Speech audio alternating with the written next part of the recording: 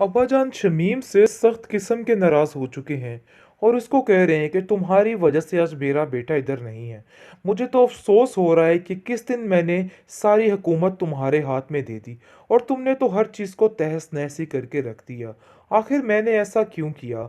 आज मेरा बेटा मुझसे नाराज़ है, जिसको सुनकर शमीम कहती है कि इन सब चीज़ों में मेरा कोई भी कसूर नहीं है। ये सारा कुछ कशफ का किया धरा है और कशफ ने ही सब कुछ किया है। अगर इस तरह करेंगे तो आपकी तो तबीयत ख़राब रहने लग जाएगी। किसी का कुछ नहीं जाएगा, मेरा अपना ही नुकसान है। इसलिए बेहतर यही है कि अपने आप को ठीक करें और उन लोगों की टेंशन लेनी छोड़ दें, क्योंकि वो लोग अब हमारे हत्थी नहीं चढ़ने वाले। कशफ ने जो करना था सो कर लिया, अब उसके दिल को ठंड पड़ चुकी है। अब मज़ीद किसी की नहीं सुनने वाली है। अब्दुल बारी देख लीजिएगा कि अपनी ज़िंदगी में कितना खुश होगा और आप खाम खा उसके लिए परेशान हो रहे हैं। और वैसे भी चचा जान उसके साथ हैं, उसको घर गाड़ी हर चीज़ की टेंशन नहीं है, उसको अच्छा खाने पीने को मिलेगा। आप बिल्कुल भी परेशान मत हों। जिस पर सरवर कहता है कि नहीं, अब्दुल बारी मेरा बेटा और मैं जानता हूँ कि वो किसी पर बोझ नहीं बनेगा, बल्कि अपने बलबूते पर सब कुछ करेगा।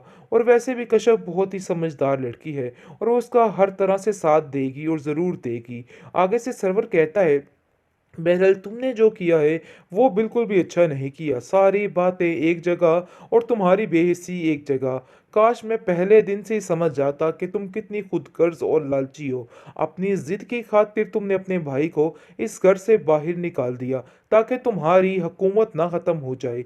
अरे भाई, लानत है ऐसी हुकूमत पे। जाओ बाढ़ में जो मर्जी करो, मेरे साथ आइंदा से तुम कोई ताल्लुक वासा रखने की कोशिश मत करना। शमीम कहती है कि इतनी आसानी से तो मैं पीछा नहीं छोड़ने वाली। खैर, आपको भी ये बात समझनी होगी कि अब्दुल बारी अपनी ज़िंदगी में बहुत खुश है और न जाने क्यों आप उसकी टेंशन लिए बैठे हैं। दिन ब दिन मज़ीद से मज़ीद तर बढ़ती जा रही हैं और ये ज़िल्लत ऐसा ना हो कि सारी ज़िंदगी तुम्हारे सर के ऊपर थोप दी जाए और तुम बिल्कुल अकेली तन्हा रह जाओ। तुम्हें इन सब बातों का क्यों ख्याल नहीं है? देखो, नसीम भी अपने घर में है और अब्दुल बारी भी अपने घर वाला, लेकिन तुम्हें इस तरह से देख के मुझे जो तकलीफ़ होती है, तुम इन सब चीज़ों का अंदाज़ा नहीं लगा सकती हो। मैं तुम्हें कह रहा हूँ कि अभी भी अकल ठिकाने लाओ और उनसे माफ़ी मांग कर उन लोगों को वापस ले आओ, क्योंकि ऐसे रहना बिल्कुल बेफजूल है और मैं तुम्हें ऐसे तन्हा अकेले देखना बर्दाश्त नहीं कर सकता। जिस पर वो कहती है कि अब्बा जी, मैं बिल्कुल भी अकेली और तन्हा नहीं हूँ, बल्कि मुझे किसी की कोई ज़रूरत नहीं है। बात ये साफ है कि आप इस तरह की बातों को लेके दिल में परेशानी मत डालिए। ऐसा करने से आपकी तबीयत बिगड़ेगी और मैं ऐसा बिल्कुल नहीं चाहती हूँ। बराए मेहरबानी अपने दिमाग को दुरुस्त कीजिए, क्योंकि मुझे लगता है कि आपको इस टेंशन से बाहर निकलना होगा। अब्दुल बारी के अलावा और भी ज़िंदगी है, आपको समझ क्यों नहीं आ रही है? आपने सिर्फ और सिर्फ अब्दुल बारी के लिए ही सोचा है, लेकिन दूसरी तरफ सायरा काफ़ी परेशान है, क्योंकि जैसे जैसे उसके दिन नज़दीक आ रहे हैं और उसकी परेशानी में मज़ीद इजाफा होता चला जा रहा है और वो अपने आप को काफ़ी ज़्यादा अकेला महसूस कर रही है। और खुशी की बात यह है कि ये अकेलापन अब उधर रज़ा को भी महसूस हो रहा है और उसको पता चल चुका है कि उसने बहुत बड़ी गलती कर दी है उसको छोड़ के, क्योंकि जैसे जैसे वो इस औरत यानी कि जो उसकी बीवी है उसकी हरकतें देखता है तो काफ़ी हैरान होता है कि आखिर इसके लिए मैंने सायरा को छोड़ दिया, ये तो मैंने बहुत ही गलत काम किया। अब इन सब बातों का उसको बड़े अच्छे तरीके से अंदाज़ा हो चुका है कि उसने बहुत बड़ी गलती कर दी है, लेकिन अब इसका कुफारा वो कैसे अदा करे, बार बार यही सोच में पागल होता फिर रहा है। फाइनली अब्दुल बारी घर छोड़ के जा चुका है और अब उसके कलेजे यानी कि आपा जान के कलेजे में ठंड भी पड़ चुकी है, क्योंकि वो यही चाहती थी। कश्यप को जैसे ही देखती थी तो वो चकनाचूर होकर रह जाती थी कि मैं एक डॉक्टर नहीं हूँ। उसने अपनी इस बात को अपनी अना का मसला बना लिया था। खैर, अब वो काफ़ी हैप्पी शैप्पी है और अपने घर में खुश भी है, लेकिन दूसरी तरफ देखकर मुनव्वर हैरान हो जाता है और कहता है कि आखिर आप दोनों इतनी अहमकाना हरकत कैसे कर सकते हैं। अफसोस की बात यह है कश्यप, तुमने भी समझाया नहीं अब्दुल बारी को कि ये कदम उठाने से पहले 100 दफ़ा सोचता। आखिर आप लोग कैसा ऐसे कर सकते हैं?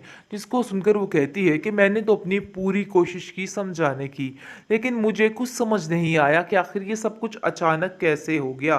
मैं ऐसा हरगिज़ नहीं चाहती थी, जो भी हुआ है। जिस पर आप देखेंगे कि मुनव्वर कहता है कि फ़ौरन से फ़ौरन अपने घर वापस चले जाओ। इससे अच्छा आप लोगों के पास कोई भी ऑप्शन नहीं है। देखो, मैं ये नहीं चाहता है कि आप लोग दर-बदर की ठोकरें खाओ। मैं चाहता हूँ कि आप लोग अपने घर में खुश और आबाद रहो। इसके अलावा मुझे कुछ नहीं चाहिए। सरवर की तबीयत दिन-ब-दिन काफ़ी ज़्यादा बिगड़ने लग जाती है और आए दिन बीमार हो जाता है। लेकिन ये हालत शमीम से देखी नहीं जा रही और शमीम कहती है कि अब्बा जी हौसला कीजिए। आखिर आप कैसे ऐसे कर सकते हैं? अपनी इतनी हिम्मत हार जाएँगे तो आखिर मेरा क्या होगा? ऐसे मत कीजिए। जो कुछ आप कर रहे हैं सरासर गलत है। देख लीजिए, ऐसे बड़ा नुकसान हो सकता है आपकी सेहत पर। हाँ, जो हुआ सही हुआ। वो चले गए, ये सबसे बेहतरीन हो गया है। आप नहीं जानते कि उन्होंने अभी कितनी अंत मचानी थी। खैर, सरवर कहता है कि खुदारा ठीक हो जाओ।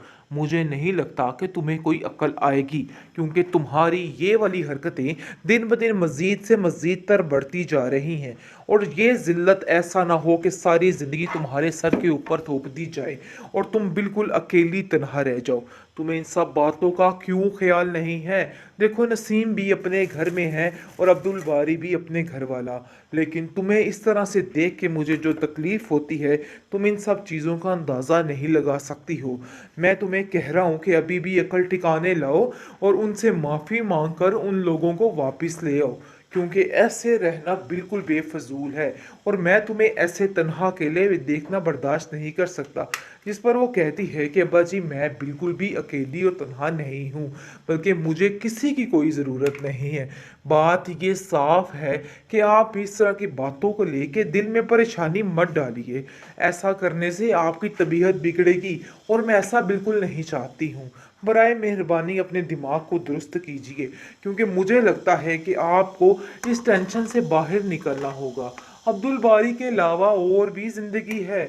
आपको समझ क्यों नहीं आ रही है? आपने सिर्फ़ और सिर्फ़ अब्दुल बारी के लिए ही सोचा है। लेकिन दूसरी तरफ सायरा काफ़ी परेशान है, क्योंकि जैसे-जैसे उसके दिन नज़दीक आ रहे हैं और उसकी परेशानी में मज़ीद इज़ाफ़ा होता चला जा रहा है और वो अपने आप को काफ़ी ज़्यादा अकेला महसूस कर रही है। और खुशी की बात ये है कि ये अकेलापन अब उदर रज़ा को भी महसूस हो रहा है और उसको पता चल चुका है कि उसने बहुत बड़ी गलती कर दी है उसको छोड़ के। क्योंकि जैसे-जैसे वो इस औरत यानी कि जो उसकी बीवी है उसकी हरकतें देखता है तो काफ़ी हैरान होता है कि आखिर इसके लिए मैंने सायरा को छोड़ दिया। ये तो मैंने बहुत ही गलत काम किया। अब इन सब बातों का उसको बड़े अच्छे तरीके से अंदाज़ा हो चुका है कि उसने बहुत बड़ी गलती कर दी है। लेकिन अब इसका कुफारा वो कैसे अदा करे? बार बार यही सोच में पागल होता फिर रहा है।